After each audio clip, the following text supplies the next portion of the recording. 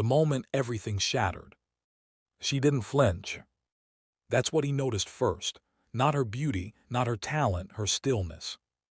The scalding coffee splashed across Zuri Okonkwo's blueprints, 3 months of sleepless nights, bleeding onto the mahogany table like a wound. But she didn't flinch, didn't gasp, didn't beg. The boardroom held its breath. Now, here's what you need to understand about this moment. 12 international investors sat watching. A multi-million-dollar contract hung in the balance. Then senior partner Richard Hale, red-faced, sweating, threatened, knocked his cup directly onto her work. Accident, he claimed. But that smirk, that told a different story entirely. Clean it up, he said, not asked, commanded, like she was the help, like she hadn't designed every single line on those ruined pages. See, Richard had a problem. Zuri was brilliant, dangerously brilliant, and brilliant black women made mediocre white men nervous. So he did what weak men do. He tried to break her. But Zuri, she grew up in the back rooms of her mother's Lagos tailor shop.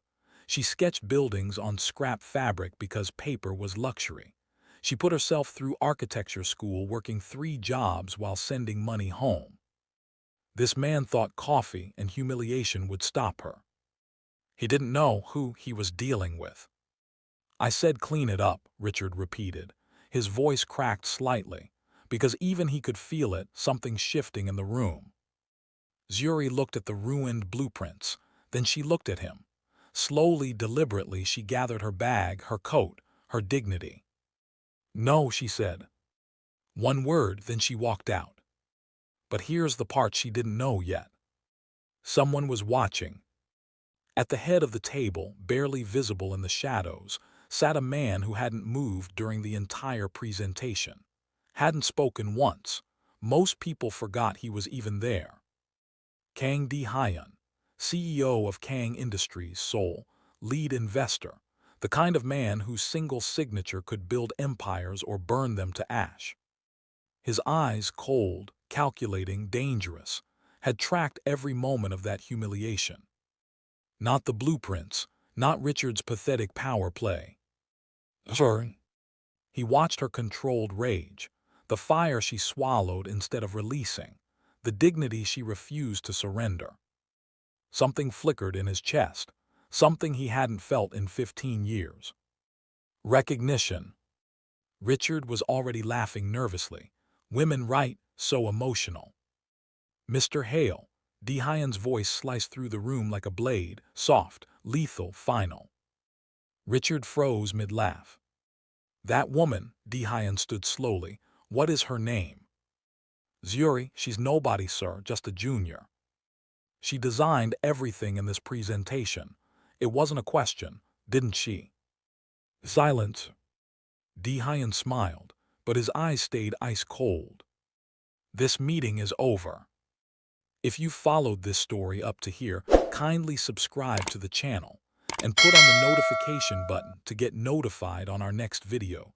Zuri made it to the parking garage before her armor cracked. 3 years, 3 years of proving herself, of staying late when everyone left, of swallowing insults like bitter medicine, of watching lesser men climb ladders she built. For what? For this. She leaned against her old Honda, pressing palms to her eyes. Don't cry. Don't you dare cry. Not here where cameras might catch it. Not where they'd use your tears as proof you were too emotional. Then her phone buzzed. Unknown number, a video file, no message.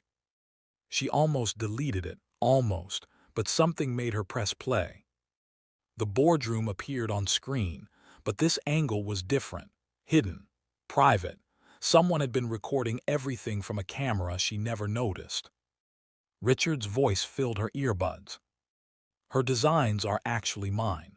The African girl just does grunt work. I'll present everything as lead architect. She won't say anything. Women like her never do. They're too scared of losing their visas. Zuri's blood turned to ice. There it was, proof, recorded that very morning before the presentation. He'd planned everything. The theft, the humiliation, the visa threat he'd been holding over her head for months. All of it. But who sent this, and why? She looked around the parking garage. Empty, silent, concrete pillars casting long shadows. Then footsteps. A man emerged from between parked cars. Tall, Korean, impeccably dressed in a charcoal suit that probably cost more than her rent for a year. His face was carved marble, beautiful but cold. Kang Dae-hyun. She recognized him now, the investor who never spoke, the one everyone seemed afraid to look at directly. "Miss Okonkwo," he said. His accent was slight, his presence was overwhelming. Zuri straightened immediately. "You sent that recording?" "Yes." "Why?" He tilted his head, studying her like she was a blueprint he wanted to understand completely. "Because men like Richard Hale disgust me." He stepped closer. "But more importantly, because talent like yours shouldn't be buried under mediocrity." Zuri's heart hammered against her ribs. Something about him felt dangerous, not threatening exactly, just powerful in a way that made the air feel heavier. "What do you want?" she asked carefully. "To offer you a choice." "What kind of choice?" Dae-hyun reached into his jacket, produced a business card, simple, black, just a phone number in silver ink. "That recording is yours," he said. "Use it however you want, sue them, expose them, burn that firm to ashes." He paused, his dark eyes locked onto hers. "But if you want more than revenge, if you want to build something they can never take, call that number." Then he was gone. 3 days passed, Zuri didn't call. She told herself she didn't need help from some mysterious Korean billionaire with 2 intense eyes. She'd survived this long alone. She could keep surviving. But then Richard's lawyers sent a letter. Cease and desist. They claimed she stole company property. They threatened to destroy her reputation. They froze her final paycheck. They contacted immigration about her work visa. They wanted to bury her before she could even fight. That night, Zuri sat in her tiny flat, staring at the black business card. Rain streaked her window like tears she refused to cry. She had nothing, no savings, no connections, no way to afford lawyers who could match Richard's firm. But she had that recording. And she had a choice. Her thumb hovered over her phone, then she dialed. 1 ring, 2, then. "Miss Okonkwo." Dae-hyun's voice was calm, unsurprised, like he'd been waiting. "I wondered when you'd call." "I need help," she admitted. The words tasted like glass, "but I need to understand something first." "Ask." "What do you get from this? Nobody helps for free, especially not men like you." Silence stretched between them. "Men like me. Powerful, rich, connected." She gripped the phone tighter. "You could have any architect in the world, why me?" When he spoke again, his voice had changed, softer, almost human. "Because I've watched talented people get crushed by systems designed to keep them small. Because I built my empire finding diamonds buried in dirt." He paused. "And because when Richard humiliated you, you didn't beg. You didn't cry. You walked out with your head like a queen." Zuri's throat tightened unexpectedly. "That kind of strength is rare," he continued, "and I protect rare things." Something warm spread through her chest, dangerous warmth. "Tomorrow," he said, 10 a.m. tea house on Kensington High Street, private room in back. "You'll be there." "No, someone better will." The next morning, Zuri walked into the tea house expecting intimidation. Instead, she found an elegant Korean woman in her 60s. Silver hair pulled back severely, sharp suit, sharper eyes.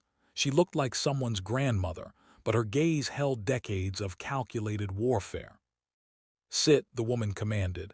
"I am Madam Yoon, I fix problems." Zuri sat. "Dae-hyun told me everything." Madam Yoon slid a folder across the table. "Richard has done this before. 3 other women, all silenced." Zuri opened the folder. Legal documents, case histories, a strategy mapped in precise detail. We don't just sue, Madam Yoon continued. We dismantle, we rebuild. How? Madam Yoon smiled. It was absolutely terrifying. That's my specialty, dear. The counterattack began quietly. Madam Yoon filed intellectual property claims that made Richard's lawyers panic. Zuri's recording went to 3 different legal experts. All confirmed it was solid evidence. Suddenly, those threatening letters stopped coming. But then something else started. Someone slashed Zuri's tires, her mailbox filled with threatening letters. A strange man followed her home from the grocery store, stopping only when she ducked into a crowded restaurant. Someone was trying to scare her silent. She told herself she could handle it. She'd survived worse things than intimidation. But at 3 a.m., when every creak sounded like footsteps, she finally admitted the truth. She was terrified. The next morning, her doorbell rang. Zuri peered through the peephole. A young Korean man in a black suit stood outside, hands clasped professionally. Miss Okonkwo, Mr. Kang sent me. I'm your new driver. I don't have a driver. You do now. She opened the door slowly. The man bowed slightly. Behind him, a sleek black car waited at the curb like a promise. Mr. Kang was informed about the incidents, he continued. He wants to ensure your safety during legal proceedings. I didn't ask for protection. No, the man's expression remained neutral, but he doesn't wait to be asked. An hour later, Zuri's phone rang. You sent me a bodyguard, she said flatly. A driver, Dae-hyun corrected, who happens to have military training. I didn't ask. Someone is trying to intimidate you. His voice hardened like steel. That ends now. No one touches what I've decided to protect. Zuri's breath caught. I'm not yours to protect. Silence stretched between them. When he spoke again, his voice was softer. No, you're not, but I'm choosing to protect you anyway. He paused. The question is, will you let me? She should say no. She should hang up and handle this alone like she'd handled everything else her entire life. But she was tired, so tired of fighting every single battle by herself. Fine, she whispered, but this doesn't mean I owe you anything. I know. And if you try to control me, I won't. His voice was firm, certain, absolute. Protecting you and controlling you are not the same things, Zuri. I understand the difference. Her first name, he'd used her first name. Something cracked inside her chest, a wall she'd built so carefully over so many years. Okay, she said softly. Okay. Okay, I'll let you help. She could almost hear him smile through the phone. Good, then rest tonight, Miss Okonkwo. Tomorrow we begin taking everything back. 2 weeks into the legal battle, Dae-hyun invited her to dinner. Business, he clarified quickly. Madam Yoon has updates. The restaurant is secure, private. Zuri almost said no, but she hadn't seen him since the parking garage. Only his people, his protection, his invisible presence surrounding her life like armor she never asked for. Part of her needed to see him, to understand who he really was beneath that cold exterior.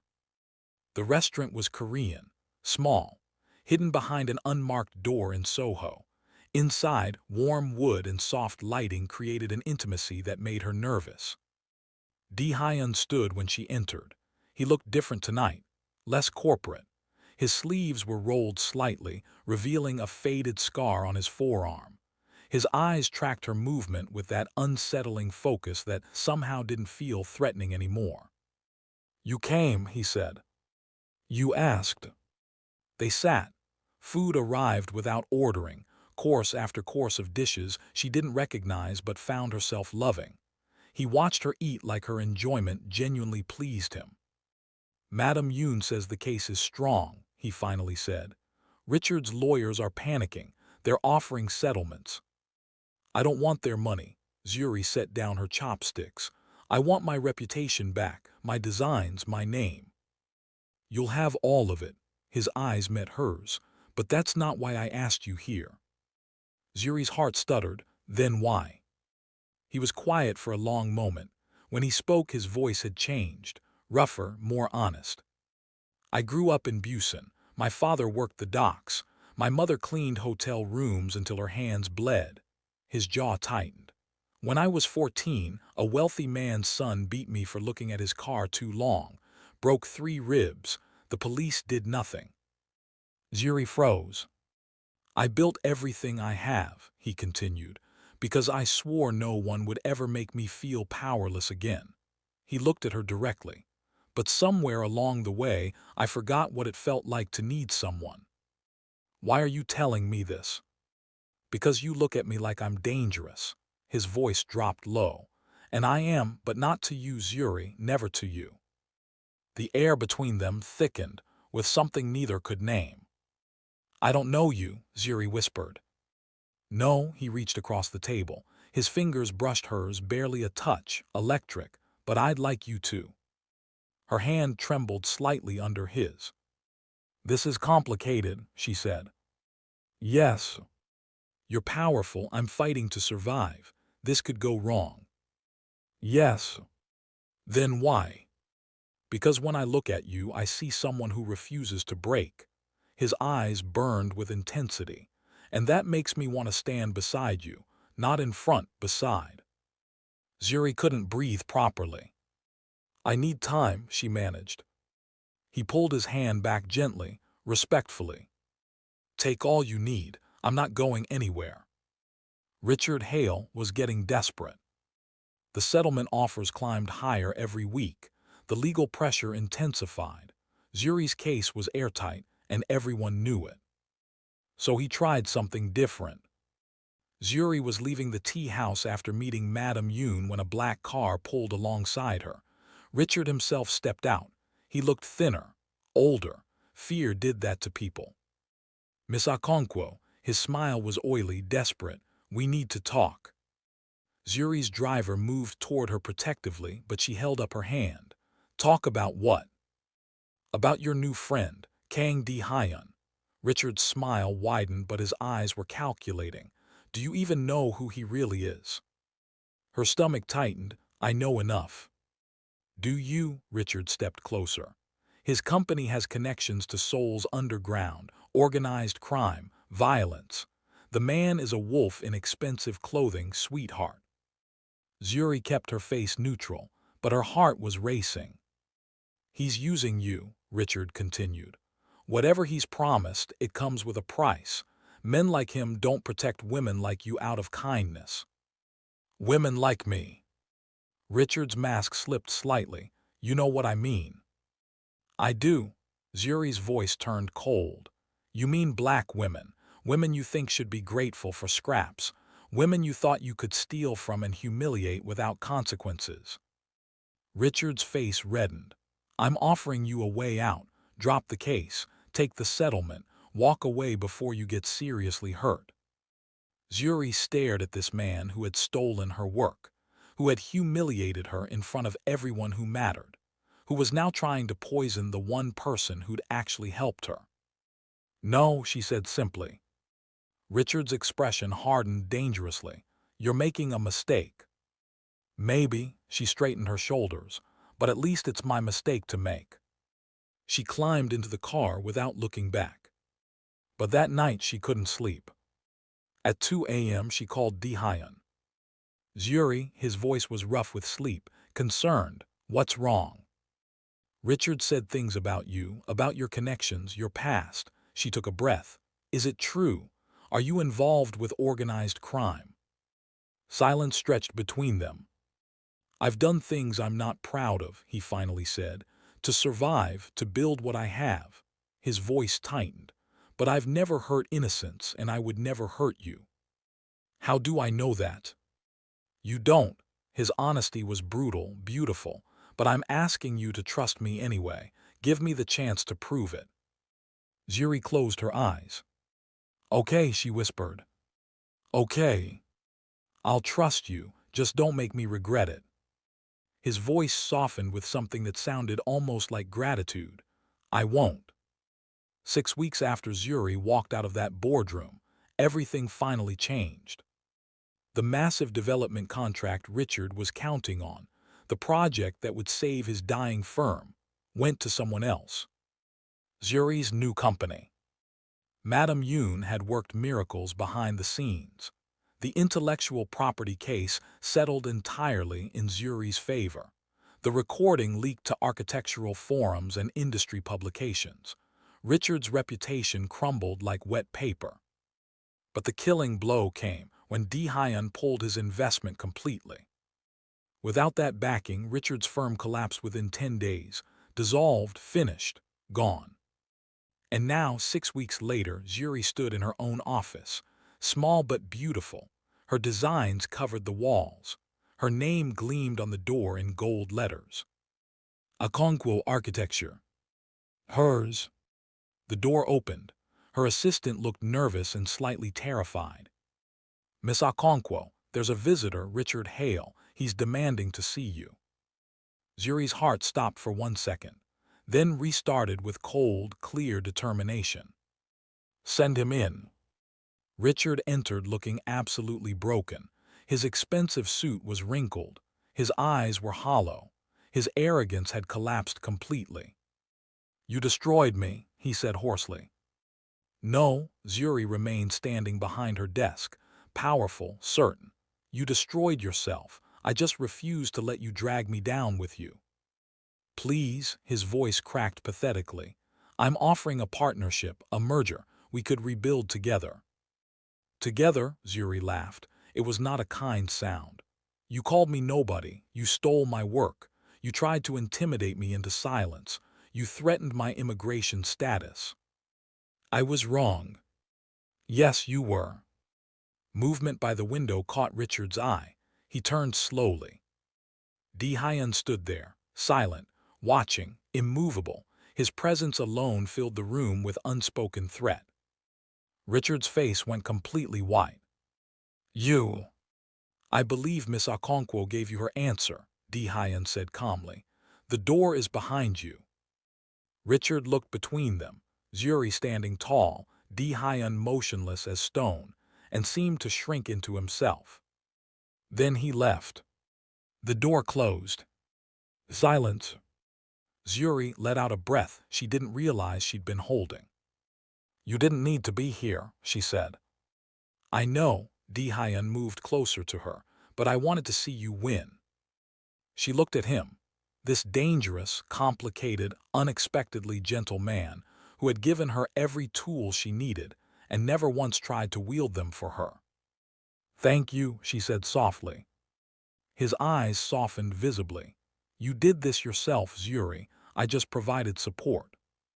Still, she reached out, took his hand deliberately. He went very still. Thank you, she repeated. They fell into a rhythm after that. Business meetings that turned into dinners. Dinners that stretched into late-night conversations over wine. Phone calls that lasted hours about everything and nothing at all. Zuri told herself it was professional, strategic, just two people building something together. But she was lying to herself, and somewhere deep down she knew it. One evening, Dae-hyun took her to a rooftop garden above his London office. The city glittered below like scattered diamonds. The air smelled like jasmine and coming rain. I have something to tell you, he said quietly. Her heart clenched immediately. That sounds serious. It is. He turned to face her completely. His guard was down in a way she'd never witnessed before, vulnerable, almost afraid. I've been avoiding this, he continued, because I didn't want to complicate things, because you needed to win your fight without emotional entanglement from me. But I can't pretend anymore. His voice dropped lower.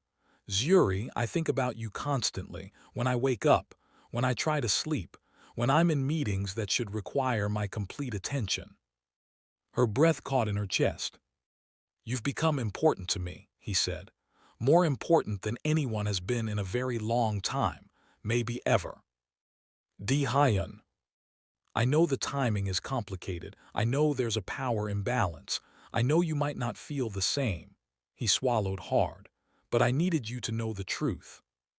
Zuri stared at him. This man who commanded business empires, who made powerful people tremble with just a look, who was now standing before her with his heart completely exposed.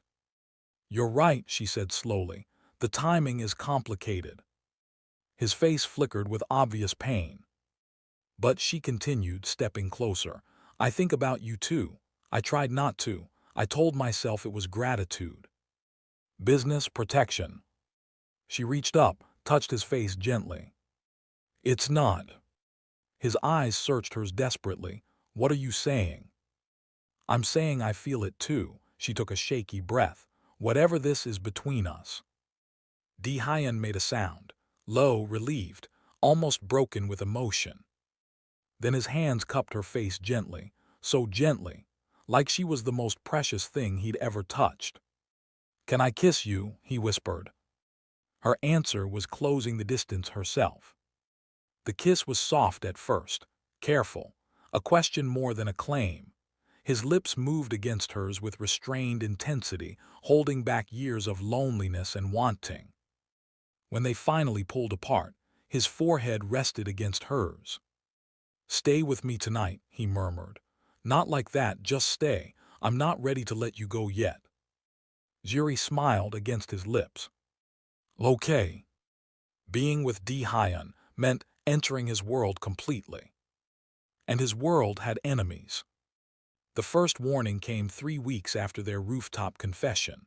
A black envelope slipped under Zuri's office door. Inside were photographs, her leaving her flat, entering Dae-hyun's car, walking into his building. Someone was watching. "It's a rival faction," Dae-hyun explained, his jaw tight with barely controlled fury. "They've been trying to destabilize my company for months. Now they're targeting you to get to me." Zuri's hands trembled as she studied the photographs. "What do they want?" "To use you as leverage to make me weak." His voice was strained. "To hurt me through you." "Am I making you weak?" He pulled her close, fierce, protective, desperate. "You're making me stronger than I've ever been, but they don't understand that."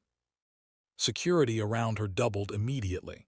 Madame Yoon activated her network of contacts. For one tense week, nothing visible happened. Then everything happened at once.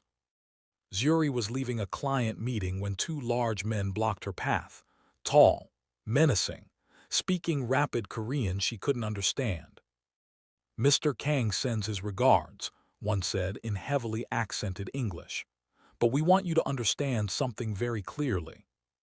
Before she could scream, her driver appeared, and 3 other men she didn't recognize materialized from nowhere. The confrontation was brief, brutal. Her driver moved with terrifying precision, disabling both attackers in seconds flat. Then Dae-hyun's car screeched around the corner. He was out before it fully stopped. Zuri, his hands were everywhere, her face, her shoulders, checking frantically for injuries. "Are you hurt? Did they touch you? Tell me." "I'm fine, your people stopped them." But Dae-hyun wasn't listening. He pulled her into his chest, holding her so tightly she could barely breathe. "I'm sorry," he said into her hair. "I'm so sorry, this is my fault. My world brought this danger to you." "Stop," she pulled back to look directly at him. "This isn't your fault. But you're in danger because of me." "I was in danger before I ever met you." She cupped his face firmly. "At least now I'm not facing it alone." His eyes glistened with unshed tears. "If anything happened to you, Zuri." "It won't," she kissed him firmly, "because you won't let it, and neither will I." He held her like she was the only real thing in his entire world. "I love you," he whispered fiercely. "I love you, Zuri Okonkwo." Her heart stopped, then soared higher than she'd ever felt. "I love you too, Dae-hyun." 1 year later. Seoul in autumn was breathtaking. Golden leaves scattered across ancient palace grounds. The air smelled like roasted chestnuts and new beginnings.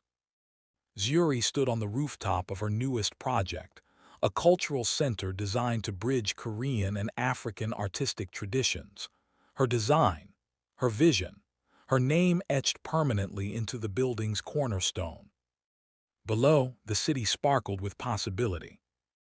Arms wrapped around her from behind, familiar, safe home. "It's beautiful," Dae-hyun murmured against her hair. "You're beautiful. Flattery won't get you out of the investor meeting tomorrow."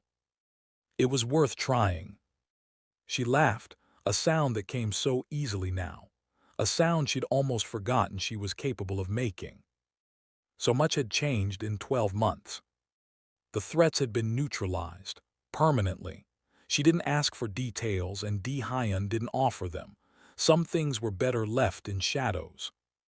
Her firm had grown beyond her wildest dreams.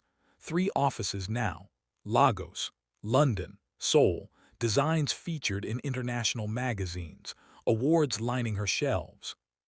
But the greatest change stood behind her, arms wrapped around her waist, chin resting on her shoulder. "I have something for you," he said.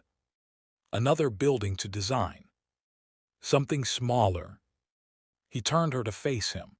Then slowly, deliberately, he dropped to one knee. Zuri's heart stopped completely. "1 year ago," he said, "I watched a woman refuse to break under circumstances that would have destroyed anyone else. I watched her walk out of humiliation with her head held high. I watched her rebuild everything they tried to take." He opened a small velvet box. Inside, a ring glittered, simple, elegant, perfect. "I've spent my whole life building empires, Zuri, but nothing I've created matters as much as what we've built together." Tears streamed down her face. She didn't try to stop them. "You taught me that strength and softness aren't opposites," he continued. "That protecting someone means standing beside them, not in front of them. That love isn't weakness. It's the only thing worth being strong for." His voice cracked slightly. "Marry me, Zuri Okonkwo. Let me spend the rest of my life earning the trust you gave me. Let me love you until my last breath." Zuri dropped to her knees in front of him, cupped his face in her hands, kissed him deeply. "Yes," she whispered against his lips. "Yes, 1,000 times yes." He slid the ring onto her finger, perfect fit, like it had always belonged there. Then he pulled her to her feet and held her against the Seoul skyline, the city glittering around them like a promise kept. "I love you," he said. "I love you too." Below them, the cultural center stood tall, a testament to resilience, to talent, to love that bridges worlds. Zuri Okonkwo had walked out of a boardroom with nothing but her dignity. Now she had everything. A legacy she built with her own hands. A love she never expected to find.